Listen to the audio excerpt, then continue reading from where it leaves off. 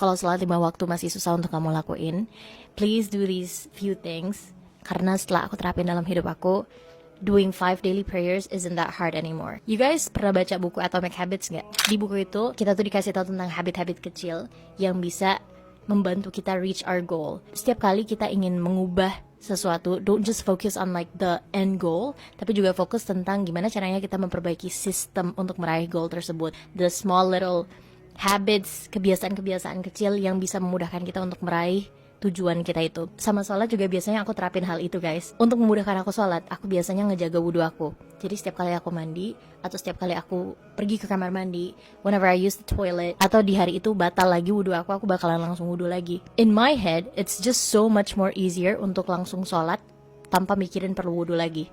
Karena yang kebayang di aku mungkin kayak aduh basah-basahan lagi gitu. Tapi kalau misalnya kita wudhu, setiap kali masuk waktu sholat atau udah azan, kita bisa langsung pergi sholat.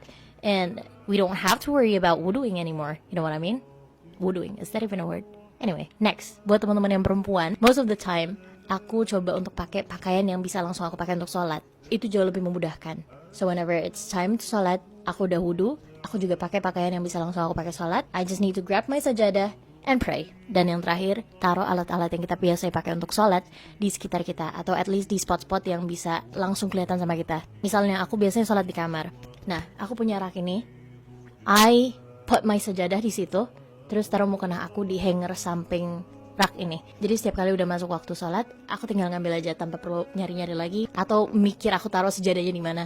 Ini semua basically tujuannya untuk nge-reduce friction antara kita dan sholat. Jadi proses kita sholat itu jauh lebih smooth, jauh lebih gampang, dan bikin kita gak banyak alasan. Karena balik lagi guys, sholat 5 waktu itu bukan choice, bukan sebuah pilihan mau apa enggak kita lakuin, lagi mood atau enggak. Bedain mana yang feelings, mana yang iman.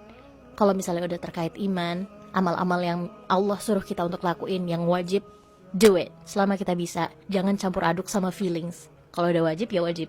Hope this helps.